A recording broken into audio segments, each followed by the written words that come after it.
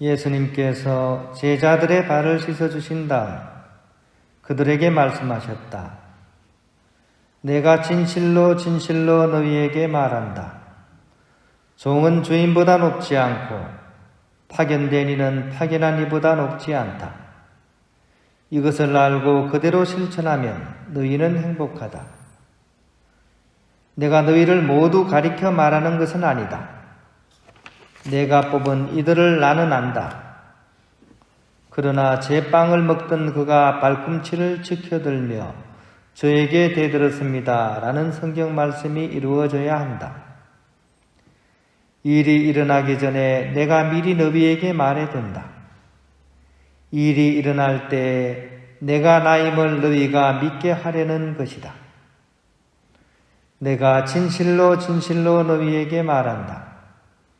내가 보내는 이를 맞아들이는 사람은 나를 맞아들이는 것이고 나를 맞아들이는 사람은 나를 보내신 분을 맞아들이는 것이다.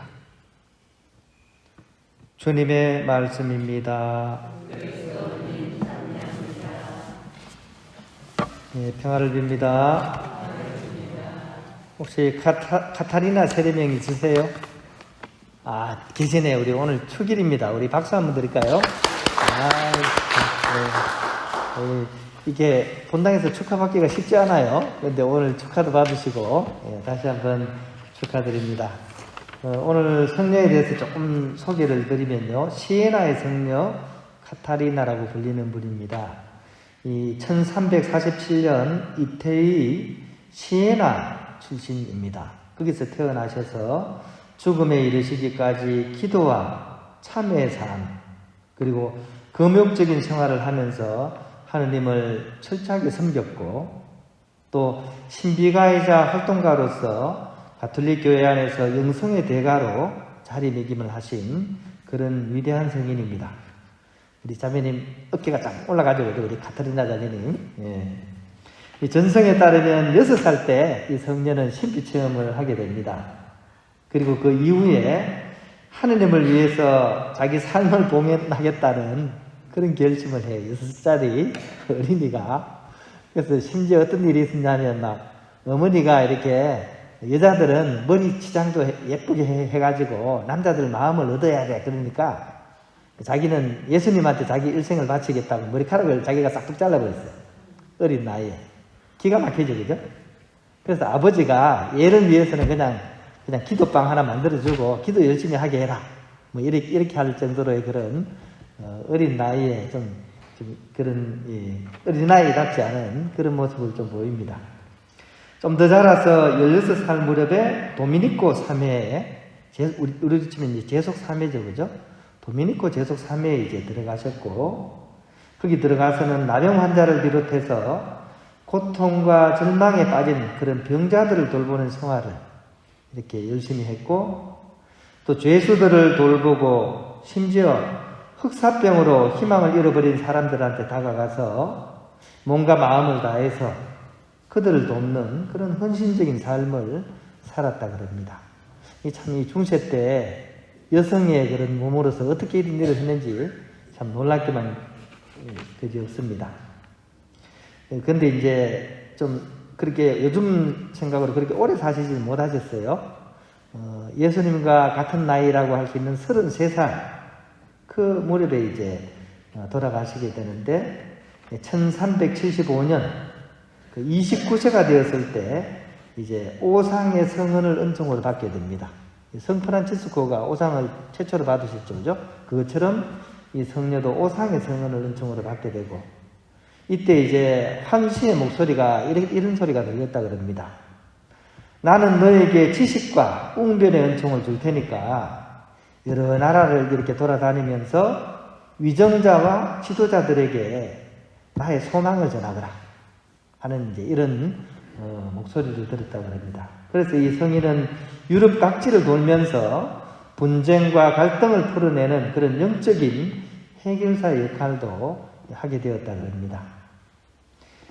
신학의 그런 정규 교육을 받지는 못했죠. 이 당시에 여성들이 교육받을 기회는 별로 없었죠, 그죠? 하지만 기도 안에서 하느님의 뜻을 발견하고 자신의 영성적인 깃털을 다졌던 그런 성인입니다. 그리고 자신의 신비 체험을 바탕으로 해서 대화라고 하는 그런 책을 펴냈고 400통에 이르는 그런 편지를 남겼다고 이렇게 전해집니다. 비오 12세 교황님은 이 성녀를 이탈리아의 수호성인으로 선포했고 바오로 6세 교황은 이 성녀를 교회학자로서 이렇게 선포를 하게 됩니다. 더불어 가난한 사람들을 돌보았던 그런 성녀의 영적 자산을 본받기 위해서 간호사의 수호성인으로 또한 이렇게 정해지게 됩니다. 오늘날 우리들이 볼 때는 사실은 너무나 다른 시대, 또 다른 체험과 그런 영성을 살았던 성녀라고 할 수 있습니다. 공통분모가 그래도 우리하고 뭐가 있겠죠? 어떤 게 있을까요? 아마도 우리가 이 성녀만 생각하면 대부분 막 번쩍번쩍 빛나는 것만 기억을 하죠. 환시를 받고 오상을 받고 막 그런 것들만 우리가 기억하기 좋은데 사실은 그런 부분은 우리하고 공통부분은 별로 없겠죠. 그죠? 일생을 통해서 추구해야 하는 진정한 삶의 가치에 대한 투신이지 않을까. 이거는 우리하고 공통분모가 될 것 같아요. 예수님께서 당부하시듯이 하느님께서 거룩하시니 너희도 거룩하게 되어라 하는 말씀처럼 일상의 삶을 통해서 우리가 성인이 되기 위해서 저마다의 처지에서 하루하루 충실히 노력하는 것, 이것이 우리하고의 그런 공통분모이지 않을까. 이것은 조금 전에 말씀드린 것처럼 어떤 특별한 환시나 체험이나 기적에 있는 것이 아닙니다. 오히려 저마다의 일상에 주어진 그런 사건들을 성화시켜 나가려고 하는 그런 노력이라고 하겠습니다. 이 삶을 볼 때 아주 비범한 그런 시에나 카타리나 성녀의 대하진 말씀을 보면 의외로 평범한 말씀들이 많습니다. 이 얘기를 들어보면 이 성녀가 어디에 관심이 있었는지 더 잘 알 수 있겠죠.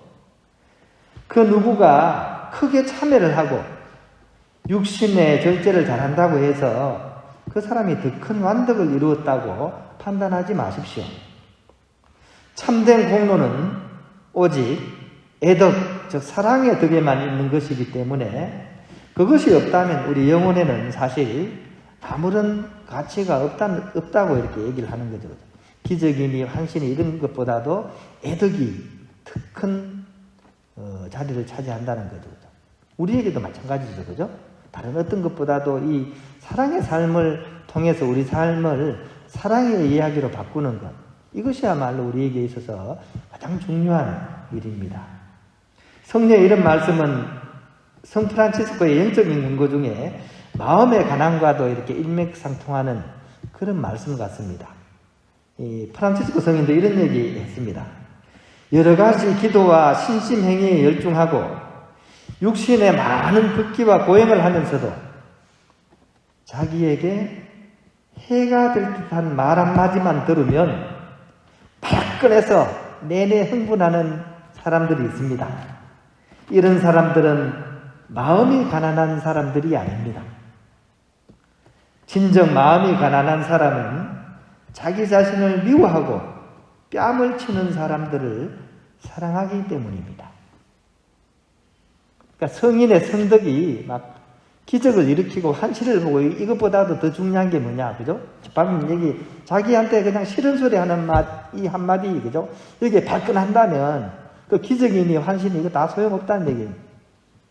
오히려 자신에게 상처를 주는 그런 사람들에 대해서 오히려 사랑하려고 노력하는 사람, 이런 사람이 마음이 가난한 사람이고 이런 사람이 바로 자기 삶을 성스럽게 만들어가는 사람이라는 그런 말씀이라는 생각이 듭니다.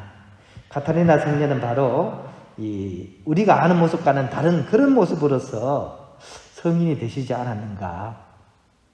그런데 그거는 우리 모두가 함께 공유할 수 있는 그런 성화라는 것이죠.